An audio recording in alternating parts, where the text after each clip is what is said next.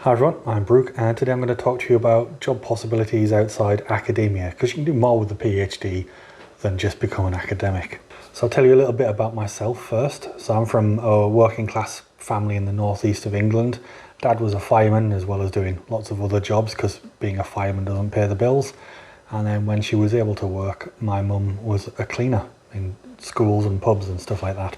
Also, I'm neurodivergent, so I have dyslexia, dyscalculia, dyspraxia, dysgraphia, ADHD and autism. So I just mentioned that because I want people like me to know that they can be successful in doing a PhD and in academia and beyond. Left school at 18 with very few qualifications because I got told that people like me don't go to university. Worked a variety of unskilled jobs until I was in my 30s. I did a part-time distance degree with Birkbeck College, University of London. And they said, hey, you can do this thing called a PhD where someone will pay you to look at rocks. So I did a PhD here at the DTP in Oxford. And then I worked as a college tutor for 4 different colleges for a couple of years, which was a lot of fun. Turns out I really enjoy teaching. And then I worked as a consultant for a year. And I'm currently 1.5 years into a postdoc at the University of Liège in Belgium, where I study very old mud and tiny dead things. So even if you're determined to stay in academia, it's a really good idea to have a backup plan, and I regret not investing more time into this when I was doing my PhD. Look at these stats here. 9% of UK PhD students remain in academia after 3.5 years. Only 30% of the 67% that want to stay in academia are able to remain in academia after 3 years. And that's something I've seen myself firsthand. So it actually took me 18 months and 40 applications, 40 applications to get this postdoc. And then to get the consultancy job, it took 20 applications. So 60 applications in all. And I was really lucky in that I had the tutoring work to cover me and enough tutoring work to cover me during this time. Many of my cohort have similar issues, even with good publication records, and a lot of the people I know that left academia didn't actually want to leave, they just couldn't stay. So you might see some attitudes like this, particularly from older academics, the idea that somehow it's a personal failing of you if you choose to leave or if you are not able to continue. So ignore those people. If you don't want to stay in academia, cool beans. Go and find yourself a new job and do something that's fulfilling to you. If you want to stay but you can't for whatever reason, then I completely empathise with that. You do what you've got to do to survive, and if that means you leave and you get like a job in somewhere else, then that's what you've got to do. Don't let anyone try and shame you. Okie dokie, so what kind of jobs can you do outside of academia? So these are some examples from people I know from my cohort, both at Oxford and at other universities. So if you like teaching, there's always secondary school teaching or teaching in a non-academic university. When I say non-academic, I mean non-research related. However, having applied for non-research related teaching jobs at universities, these universities will still require you to have some kind of publication record, even though you're not going to do any publications later on. You can do consultancy related to your field, and I know people who consult in everything from wildlife management, human wildlife interactions, all of the different kinds of geosciences, chemistry, biological sciences. If you name it, then there's someone doing some kind of consultancy, either through a consultancy firm or through doing it themselves as a freelancer, and usually making good money. I know someone who's now training as a patent attorney. So that's something you can do. People can completely sidestep. That person was originally doing geophysics and now they're off doing patenting. Or environmental related things. I know someone who did a lot of modelling related to ocean circulation, and now they're helping companies do transitions to net zero. You work in governments, so a lot of civil service jobs, things like policy analyst and policy research. When ministers are talking about science and whatnot, then they've had a bunch of people in a policy research department research that for them and distill the science down into something that they can easily understand. I mean, we can insert jokes here about the current UK government, but it's a job you can do. I know a few people who've gone and done that. You can also do policy research for think tanks, things like the London School of Economics, or I guess there's more nefarious ones if you're not too bothered about where your money comes from. We've also got research adjacent jobs. So I know some people who've gone to work for NERC and they work as program managers, vetting people's applications for grant money and various projects that are ongoing, not just in terms of dishing out money to academia, but also interfacing with government and making sure that the government's environmental goals are met and that the public's environmental interests are served. All kinds of data science and modelling for government, industry and consulting. Those skills are really, really useful and things that I wish I'd done more of in my PhD. We didn't do any in my undergrad. I'm also, because I'm dyslexic, I find programming really, really difficult anyway. But if that's something you can do or something that you're capable of doing, then having coding and modelling would be like a good thing. Open up a lot of doors for you. Industry. So for me, being a geologist, there's mining, but then there's also biotech, agriculture, data science, project engineering, software engineering. All kinds of companies need all kinds of people, and having a PhD shows them that you're able to problem solve and work on complex tasks at a high level. And you've got conservation, things like charities, non-governmental organisations as well. They're always looking for people who need with PhDs. And I know a few people who've gone into that area. So people looking at things like human-wildlife interactions. And then finance. So they're always looking for data scientists, modelers, risk analysis and risk management.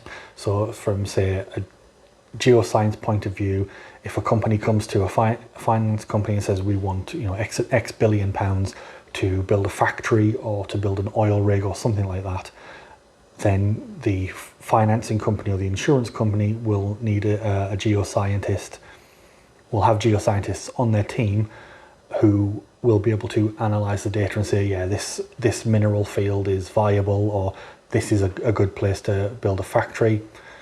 For example, one person I know was asked to assess whether a site was a good site for building a factory, and because they were asked to look at it from the point of view of geoscientists, the first thing they noticed was a lot of faults running through the area, and so they went and had a look, and in their opinion these faults were all active recently, as in like the last couple of thousand years. So the funding agency, the finance company, decided not to back the factory. Someone else backed the factory without doing these checks, and within a couple of years there was a massive earthquake along this fault and the factory was mostly destroyed. So that's an example of how a geoscientist would be employed within, say, insurance or finance. Some people do spin-offs as well. They start companies based on their PhD or postdoc projects, and there's loads of those at Oxford, like Oxford Nanopore is I think one of the more well-known ones. And then there's SciComm as well, science communication, and you can do that freelance through social media. So I have a YouTube and a TikTok channel where I talk about geology. You can monetize these things, but that's a whole other talk. But you can also do that through government and learned societies and academic societies as well. In my experience, these are generally like very difficult jobs to get, and they don't often pay very well. But if you're more interested in job satisfaction and enjoyment rather than making the most possible money, then that might be a route that you could go down. And then the last one is academic journals. So these journals do require people with PhDs to read the papers that come in and are submitted before they decide to send them out to a reviewing editor and then reviewers. So what do employers value versus academia? So in academia, it's publications above all else. Conference talks come next, and then grants and funding. In the rest of the working world, things that are really valued are things like interpersonal communication, like the ability to speak to people from different backgrounds and different technical levels and from different technical disciplines. Adaptability, problem solving. So these are things that you'll need in a PhD. And then the other thing to think about in the working world is like technical skills and knowledge get taught on the job. Like they don't expect you to have all of the inside out knowledge of whatever it is you're going to be doing for them. They will literally train you on their processes and their way to do things as you're working. And they don't really care about publications and conference talks. It doesn't mean anything. So where can you learn these soft skills? So any job that you've had previously, you will have picked up some of these soft skills. So I said I worked in things like call centers and factories and bars and all those kind of quote unquote low skilled jobs. But I had to do a lot of project management, time management, learning how to deal with all kinds of people in all kinds of temperaments, and thinking quickly and problem solving. So when I came to do my PhD, it was just another job for me.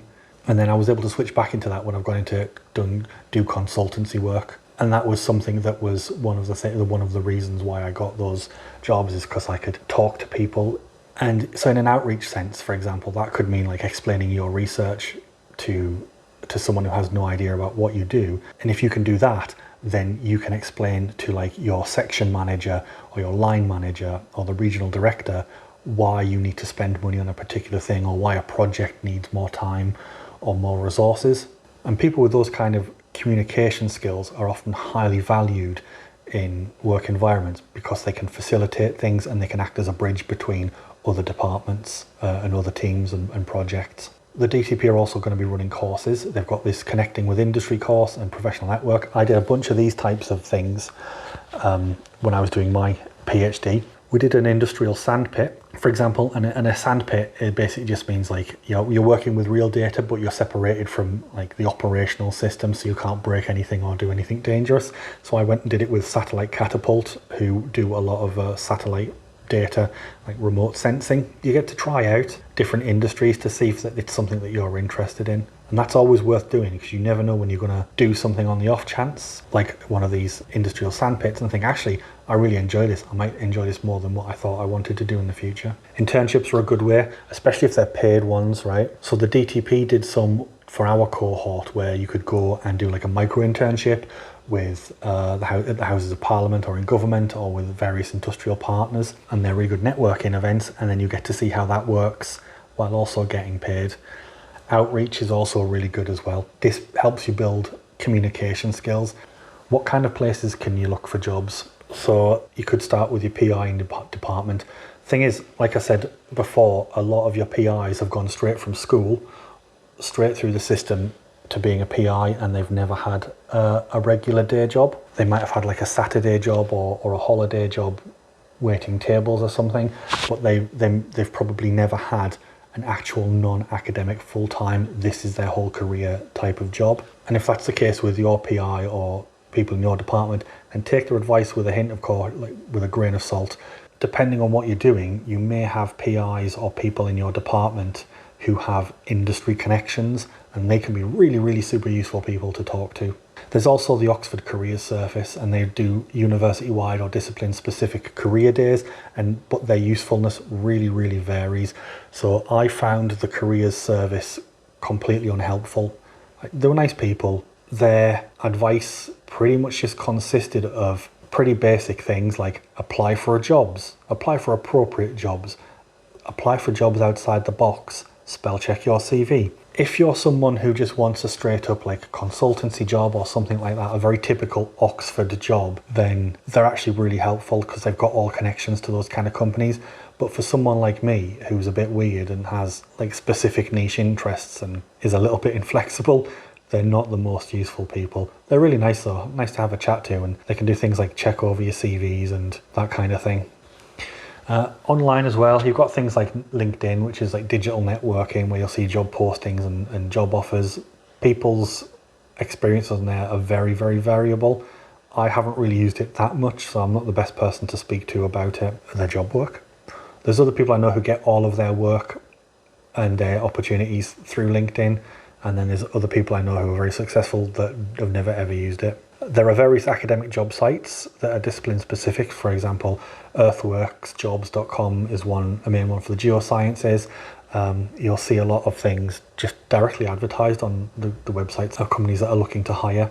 I wouldn't bother putting your CV on places like Monster or those kind of jobs, because all I've had from them is spam. The main place that people get jobs though, especially at PhD kind of level, is through networking. And if you're a socially awkward introvert like me, that's the last thing you want to hear. So DTP run networking events, go to them and learn how to do it.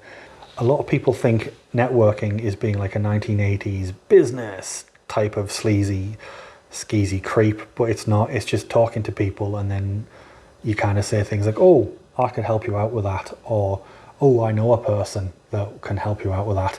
That's a whole other topic. But one of the best ways to network and have people remember you is facilitate other people. Be the person that says, oh, you've got this problem. I know this person that can help with that. Professional events and industry shows, they'll vary by discipline. Internships are another good one. Look for internships in the industry or the area that you want to work in. And then training courses, either through the university, through the career service, or through the DTP. Are always a good way to network, especially with people outside of your field and your tiny little niche. Like, you can probably fit all the people who study billion-year-old mud and tiny fossils in one small room in the world. So meeting people beyond that can lead to opportunities, especially if you've got valuable skills like being a facilitator. I hate talking like that. It makes me feel like I'm some kind of like one of those YouTube business gurus, but I'm not. This is just what I've picked up over the years of working in non-academic jobs, and then through watching academia and interacting people beyond academia. So how did I get my jobs? So I got the teaching jobs at Oxford, doing tutoring during my PhD. I started doing it because I was desperate for money. Like, Oxford's expensive, right? And if you come from my kind of background, then you need every penny you could get. And then that eventually I was the go-to person for my subject, and that generates personal recommendations. And I was in the right place at the right time, where when positions come up, I could slide into people's DMs with fire emojis and be like, I'm the person that can teach your students about the really old mud. Pro tip, don't use fire emojis or any emojis. Write a professionally worded email. Do not slide into anyone's DMs. Same thing with the consultancy. I was at the right place at the right time. I got a professional recommendation and I applied to the advert the second it came out. When I say personal recommendation, I mean in addition to your references on your CV, it's where someone tells someone else about you, like in conversation or outside of the framework of a formal job application. So if someone's going, oh, I need someone to look at really old mud or whatever it is that you do, and they go, oh yes, well, I know this Brooke chap who's quite good at really old mud, or like bird genetics, remote sensing, air currents, I don't know what you do. But the important part is the person says, I've worked with Brooke or you or whoever, and they were really good and they were easy to work with. And this is like an important thing that gets lost a lot of the time, especially in academia, where they're so focused on the stats of publications. Is it's outside of academia, people want to work with people that they like. I got the consultancy job, not because I was the most qualified person. I really wasn't. I got it because I got on well with them, and because people I'd worked with said, he's a good person to work with, he's easy to work with. And it doesn't just go for science jobs, that goes for every other kind of job I know. And I know lots of people that work outside of science in regular jobs, from back in the call centres to marketing directors for supermarket brands. It's all the same thing. So planning for the future, start early. Start as early as you absolutely can. Think of it like this. What do you really want to do? And I don't mean that in terms of like, what are your lifetime career goals? I mean, what are the things that make you happy? What are the things that make you fulfilled? If you were doing, say, bird genetics, I just say that because I was talking to my friend who does bird genetics. If you were looking at bird genetics, it might not actually be the bird genetics bit that you liked. It might be the coding and the programming, or the taking the data and manipulating it and investigating it, or it might be going out into rural communities and talking to people. So have a think about that. What is the most fulfilling part of the things that you enjoy doing? And where are the places that you can do those things?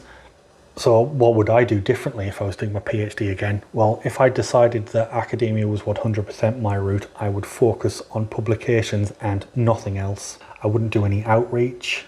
I wouldn't do any EDI work. I think they're both important, but they're not really valued by academia. They're not really valued by academia because academia just wants papers, and that's what I would focus on. Salami slicing up my data to get the maximum amount of papers out of it. So if I was doing my PhD again and I knew I was going to go into a non-academic career, then I would focus on networking, professional events, and then researching the kinds of industries I wanted to work in, trying to do internships, seeing if I really wanted to work in those industries with those companies. So in summary, decide what you want to do, like what you really want to do, what you enjoy doing and what you find fulfilling, and then start tailoring your PhD journey. Oh my God, I can't believe I said PhD journey. Oh, start tailoring your PhD experience. Oh my God, that sounds even worse. Start doing things that will help you reach those goals, because ultimately, and my experience isn't exhaustive. It's actually quite limited, and I'm not the last word on this by any stretch of the imagination. So get lots more opinions, talk to as many people as you can, and get lots of opinions about this and information and experience from people who have a diverse range of experiences, especially people outside of academia. Above all, enjoy doing your PhD. I actually had a really great time, and it has changed my life. You know, I'm probably never going to have to go and work in a call center again. I can't tell you how happy that makes me.